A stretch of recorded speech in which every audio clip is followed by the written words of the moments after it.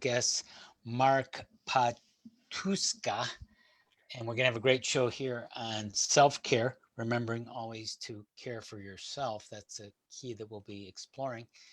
And first, an overview on ourselves. And this show, by the way, is for open-minded people who want more joyful, meaningful lives and to enact, to implement practical solutions like the one today on always remember to care for yourself first. And we, my wife and partner Jane and I, have 3 decades of experience as holistic coaches, authors, trainers for IAHP, International Association of Holistic Practitioners, and the directors of Awakenings Institute, a nonprofit organization for making the world a better place.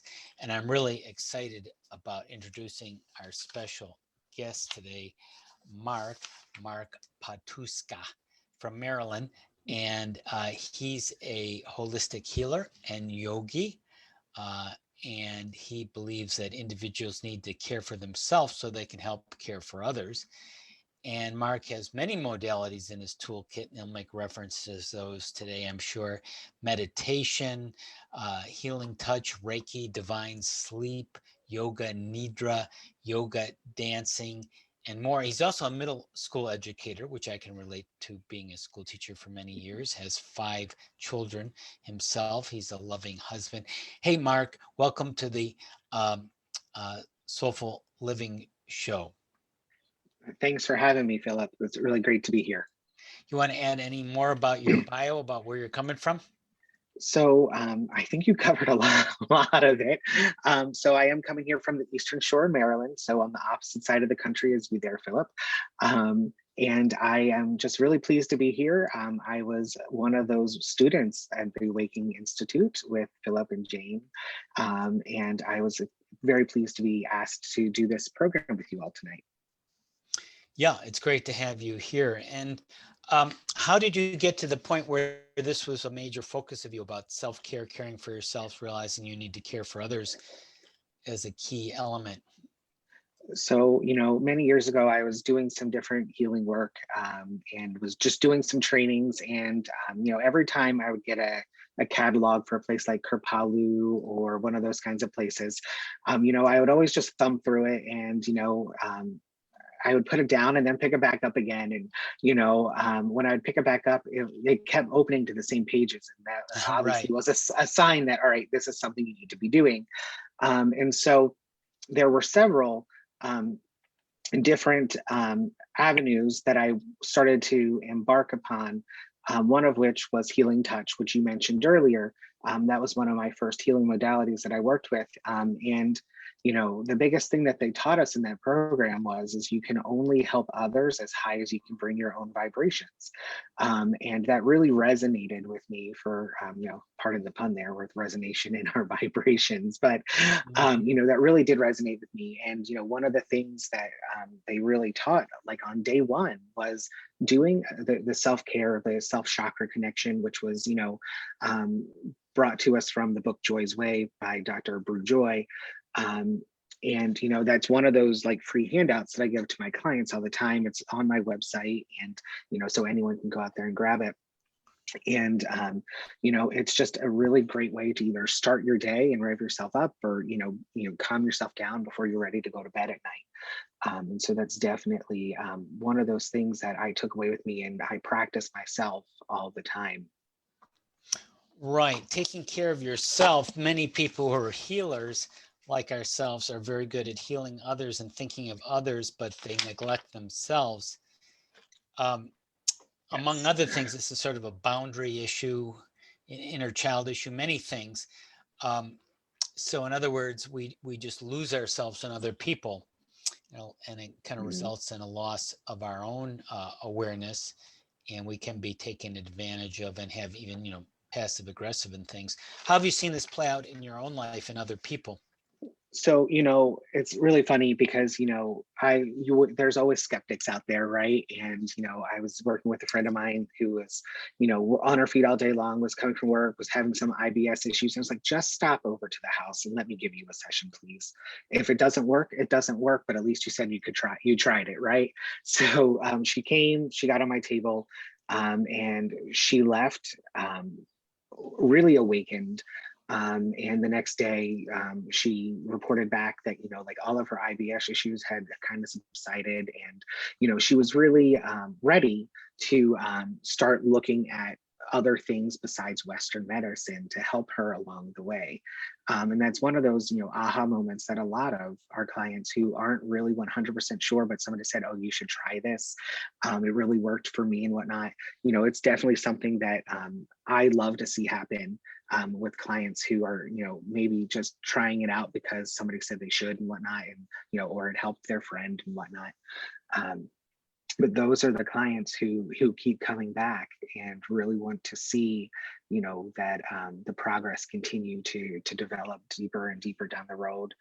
Um, when I was going through this training, my father was like, "Oh, you're going to go off to do that voodoo stuff," and he was really, really skeptical at first. And God rest his soul, he has now passed away. But when he was sick and in the hospital, he had asked if I could have another healer come in to work with him as he was getting ready to transition. And when I talked to him that night, he was like, I felt something. I know what you've been talking about now. I get it. I understand. And so just those awakening moments that I see my clients have all the time is one of the reasons that actually helps feed my energy to continue to give to others as well. But knowing that we have to keep going back to ourselves. I every time I've taken a class or a course or whatnot, that statement is always there that you can only bring somebody else's vibrations up as high as your own. And so to really keep yourself in good, give yourself a good tune up every day or every other day, just to make sure that you're in that place, whether that be meditation or going to see other healers yourself, doing things like the self chakra meditation, doing EFT on yourself, those kinds of things, they all help along the way. Right. Yeah, there's a variety of ways, and we can go into some of them that people can take care of themselves. I came across a nice quote in preparation for our talk. It just sort of lit up to me from actually a book from Lisa Barnett, From Questioning to Knowing, 73 Prayers to Transform Your Life. She said, as we evolve spiritually, it becomes more important to have time to ourselves to contemplate the greater truth of the universe, or to meditate, do some yoga, take a walk, and do our prayer work. When you start to create more internal space, you'll find that it becomes more important for you to have time to align with your inner guidance and support yourself on your soul's path. And I think this is a part of it that we can easily get lost in momentums and things we have to do, and we forget ourselves. We can just sort of just go from moment to moment, and just that can be our whole day. I agree. And, in listening to you talk about that quote, you hit on many different aspects that people can definitely do. Meditation, the yoga. I'm going to tell you that, I teach a class called Let Your Yoga Dance every Monday night here in East End. And occasionally I do them online via my website as well on Zoom. And one of the first things is we work through the chakra system. So we start in our root chakra, our connection to earth. And one of those things that I like to start class with a lot is mindful walking. Taking that time to feel your connection to earth, feeling earth's vibrations coming up into your body, and really giving time to contemplate what is going on in their life, to be able to let it ebb and flow and shift as we go through our practice together in our, even though it's a short 1 hour class. those classes kind of come around full circle. So at the end, when we're doing Shavasana and we're in that eighth chakra, we are in our connection to our source, our higher power, whatever you would like to call it. And, there's always a nice meditation. And I like to bring my modalities together. So lots of times when they come to my Light Your Yoga dance class, they get a short divine sleep yoga nidra at the end of every session. And so, my clients always walk away with multiple modalities when they leave with me, no matter what kind of class they're coming to, which is really fun. Well, that's very interesting, Mark. So divine sleep, of course, is part of taking care of yourself. And many people don't get enough sleep, and there's really no substitute for it. When you talk about divine sleep and your Nidra practice, what is that? Tell us how that works. How could people use that? So divine sleep yoga nidra is, if you don't know what yoga nidra is, it is actually called divine sleep.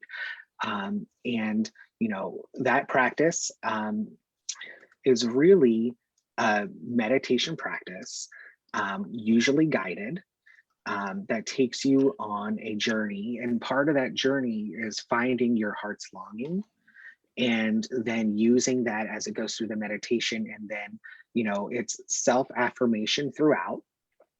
So when you find your heart's longing, it's repeating that, which is called the sankopa, the heart's longing, over 3 times to yourself aloud in your head. And then again, bringing that again at the end as if it has already happened. So imagining that your heart's longing is unfolding to you as you go through the practice, and as you're leaving the practice, it is happening in your life and you're putting things into motion. So it's that whole idea of, what you put out to the universe and comes back to you, which is another piece of all the healing work that I do as well. Very good. So it has to do with manifestation, and the reason it's called sleep. So, well, one reason is a lot of people do fall asleep during the practice. And, in the beginning of most practices, I always say that, there's no way to do this wrong. And if your body falls asleep, it's because your body needs sleep. But know that your inner you, your third eye, and your mind is still working, and it's hearing the meditation, and your body is still experiencing it, even though you may be asleep in the process. And then of course there would be reawakening then at the end. So the yoga instructions are for creating a life of fulfillment. It's really, it is to find what your heart is longing for. And every class, of course, is different, but they all have that same principle in it, where we're looking for our sankopa, our heart's longing. And, over time in practicing it, it does find, what's the word I'm looking for? A resonance perhaps in your heart space. And like you might use the same sankopa for months or years or weeks, or maybe it's just one day and you leave and it's already happening in your life. But many students use the same sankopa for a while until that has fully come to manifestation, and then they come up with a new one. What would be an example of a sankalpa? Would it be, are you talking about a phrase or Usually it is. or someone else's? If I were to pull up here, let me just grab my computer real quick. Where is it? Yeah, because part of purpose, which we teach, is if you're sort of on purpose, you have to take care of yourself, the topic of the Soulful Living show. So that would involve sleep, rest, diet, exercise, so your body and your thoughts and feelings are working for you. So when you want to create the life you want, you have a lot of energy, momentum to do that, rather than just kind of carrying through on your programming and things that you have to do and obligations. Correct. So lots of times, in that meditation space, like the Sankopa section, or that inner sanctuary, that looking for what's your heart's longing, we of course are focusing on our breath, our natural breath, aware of the breath in our chest. the ease and the rise and the fall in our chest. And now I invite them to go inward and, deep inside, notice what their heart's deepest longing is, and let that answer come up from their heart.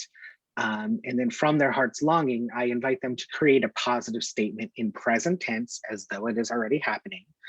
Something like, I am whole and complete exactly as I am. That's nice. That's beautiful. So how does that play out in terms of self-care and taking care of themselves if they're whole and complete, like to use that example? Right. So if they're using that example as I am whole and complete exactly as I am, as we go through the next section of Divine Sleep Yoga, Nidra is a body scan. So, breathing into different parts of the body, becoming aware and noticing and sensing as we go through the body, and it definitely, keeping that idea as I am whole and complete as I am. And so physical body first. And then, we do our breath and our prana awareness as well as part of that. And then we do sense perception and imagery as the next component of that. And so every time, this is where they're different every session that I do, depending on the audience and what's going on around the world and Right. whatnot. Just generally, just kind of translating it into the now, the person listening to this right this moment. Well, how can they use that right now? Oh, the that sankopa, that heart's longing statement. Yes. Sang, and what does Sankopa mean again, Mark? So it is the heart's longing, or our Oh, the inner heart's longing. That's sanctuary. very beautiful.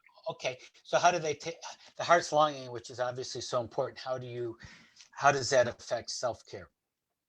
So I mean, if you use that as a, I have many students or clients that will use that as actually as a mantra. And when things Good. start to get stress them out or whatnot, they just kind of stop. They take a breath. They recall their sankopa, their heart's longing, their inner sanctuary, and just breathe into it, which is definitely something that we all can benefit from, is just stopping, pausing, and breathing. But then when we have an affirmation to add to it, like I am whole and complete exactly as I am, it kind of helps shift the mind focus as well.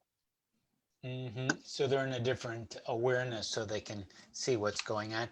Uh, we've noticed, Jane and myself, that the self-care, the neglect of self-care, is often an inner child issue, namely how you were programmed when you grew up. Were you programmed to take care of your parents like an adult, which many people were, or were you neglected by your parents, or some combination? Right. So in either case, you were going to have problems taking care of yourself if you were neglected by your parents, or you had to think of always taking care of others, i.e. your parents, even as a child. You have those deep, often unconscious conditioning affecting you, often actually sort of controlling your behavior every day without you realizing it. So how do you relate to it? How do you make people kind of aware of that? So, a lot of times, especially in something like the yoga nidra, lots of times when going through the visualization part, a lot of that stuff starts to bubble up. And allowing my clients or students to take time afterward, and not just kind of all right, time is up, let's sit up, let's just bring our bodies back awake and get in your car and go home, but allowing them a time and a space to offer back a little bit of what they experienced. So sometimes we do one word, where we go around and everyone just gives one word or two words about what that did for them, what the nidra actually did for them. Sometimes I just provide paper and markers and crayons, and they can draw what they saw. Sometimes we'll do what I call shoulder talk. So two people will come shoulder to shoulder, and they'll, without thinking about it, they just sit and talk to each other about their experience, like maybe 1 or 2 minutes each, without interruption. Which is also another really nice practice. And sometimes, not knowing what you're going to say is, just let it come. And sometimes a lot is revealed to us in those moments as well. Hmm. So how have you seen people shift from being being caring for others without caring for themselves. Most people watching this are very pretty sensitive to other people, but Yes. perhaps not themselves. Right. So, I think, as myself as a healer, even, like I'm like, what have I done for myself today? That's one of those questions I ask myself at Hmm. the end of the day. And if the answer is, well, I really haven't done anything for myself today. Right. I, and some days that happens, right? You're getting into bed, it's like, I really didn't do anything for myself today. And sometimes it's just, I'll sit and do that self chakra connection, or I'll do a little bit of EFT tapping before I'll go to bed, or I will, put on a recording of Divine Sleep Yoga Nidra. The teacher that I studied with has a bunch of CDs out there, but one of them has an insomnia track, which is actually meant for you to fall asleep to. And some nights when like I'm getting into bed and like, oh shoot, I didn't do anything for myself, I'll pop that on, and know that my body will take over when I do finally fall Right. asleep. So that's definitely something that I, definitely do for myself. And that one's an easy one. It just requires me to lay there in stillness and listen.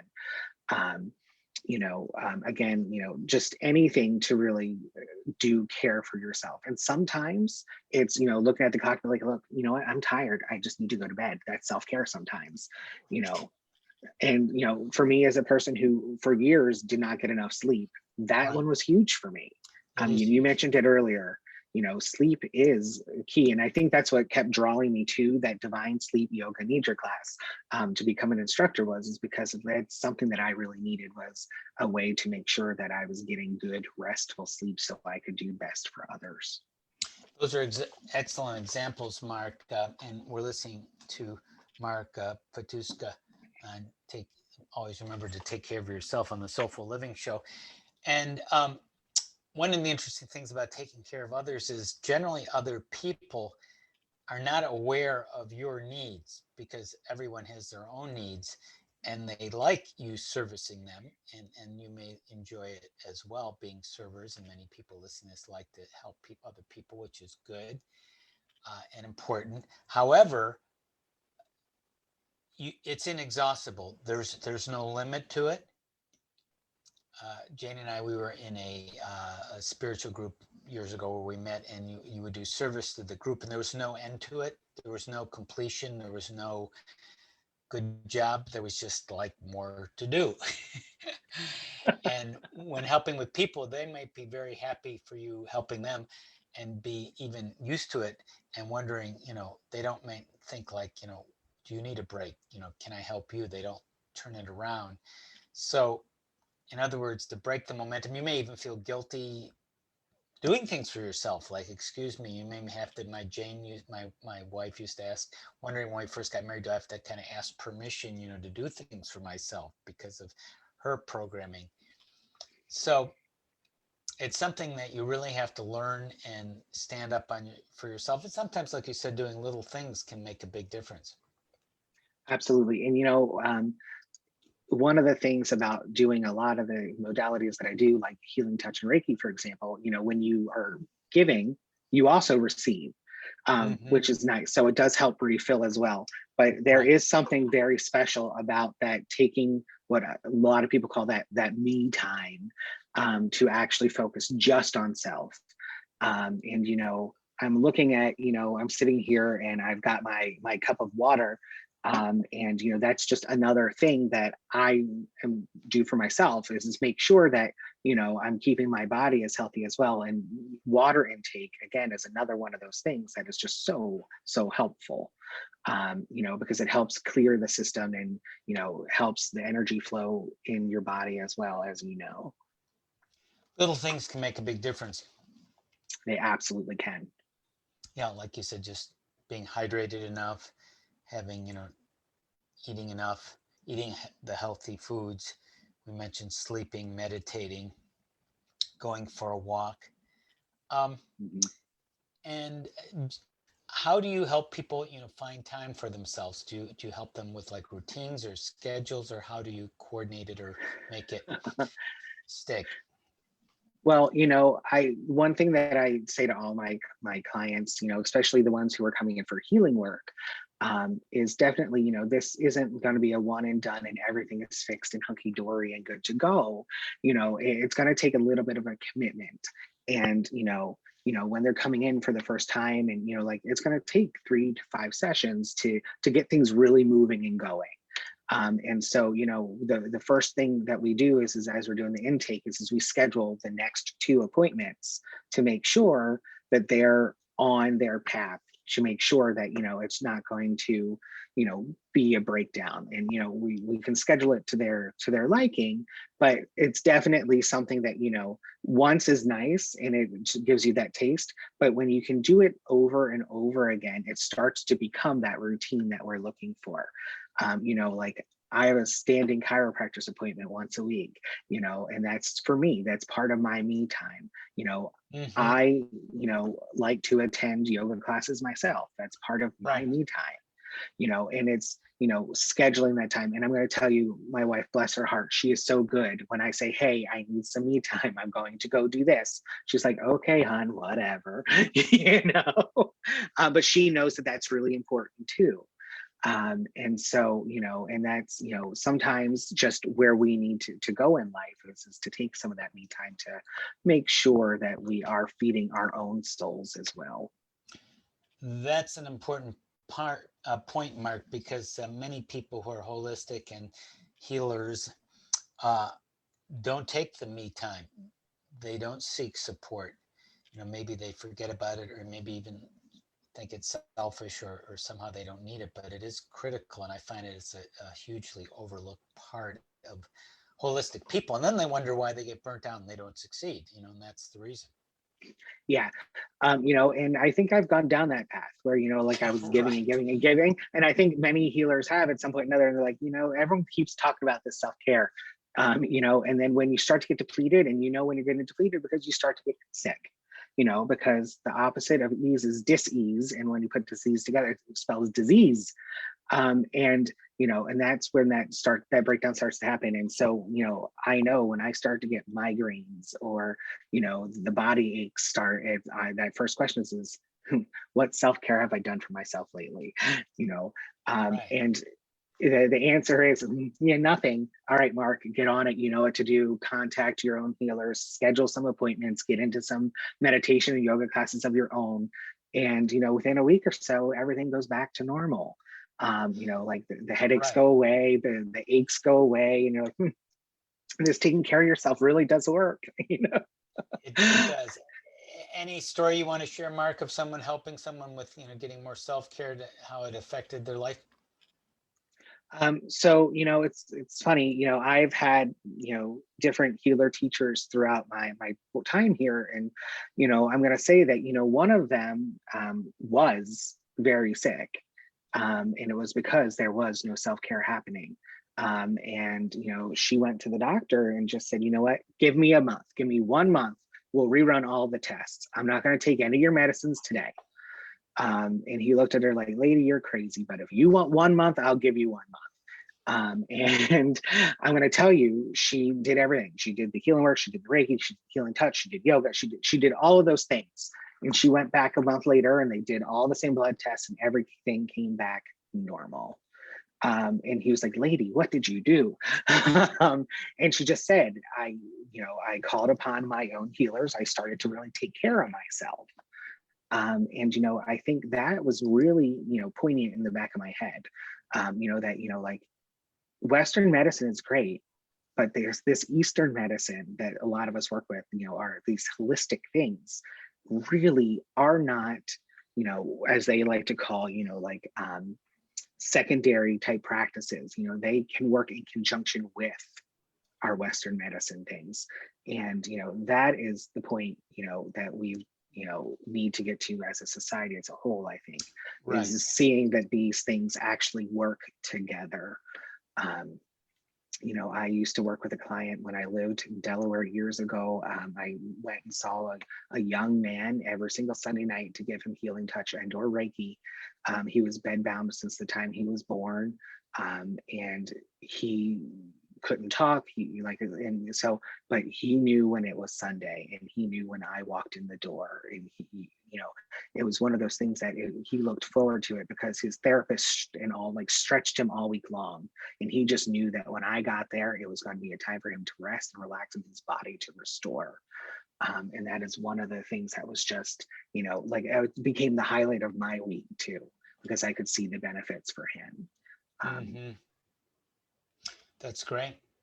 And most diseases, problems are stress related, even on the physical doctor level, which in a very competitive, externally based society, result production oriented society is kind of the side effects. And as we incorporate, you said, more of the Eastern, more of the holistic, the more nurturing part, it really puts us in the balance. Absolutely. Absolutely. Um, how do people find out about you, Mark? How do people connect further with you?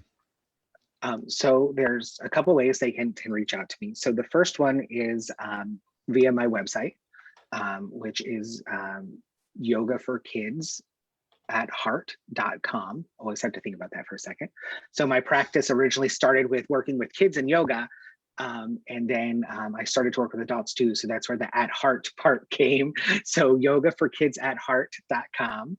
And I know I sent in to you when we were talking about doing this, Phillip, a different little link that they can have, which gives them a free recording of a Divine Sleep Yoga Nidra recording. So I don't know if you have that to throw up in the screen or to put into the chat for them. Yeah, I'll see if I can find it. Yeah. All right. That'll be So that will be in the chat at some point at least. So that's there for them. You know, on Facebook, you can just Google, or not Google, but Facebook, you can look for Yoga for Kids at Heart, and you can find me there as well. And you know, glad to have any questions or suggestions, or I'm glad to come and do speaking engagements or to lead sessions and classes, or even to do a Zoom offering for groups or whatnot. So definitely, if they have any questions or whatnot, would like to reach out, I am absolutely available. great. Now I'm looking at that Linktree healer dude. Yes, Is that for the that Nidra, the Yoga Nidra that is. meditation? So if they go to that link, there are two little boxes. One says my website, the other one gives them the coupon code to get the free recording. Okay. And when they click that one, it takes them right to my website, but right to the product that they can actually have for free.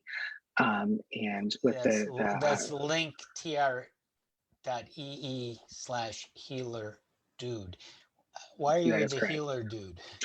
So that is a really funny story. So when I started taking my healing classes with Healing Touch, which was the first modality that I really worked with, I was the only guy in the class. And so I automatically became coined healer dude, and it kind of stuck.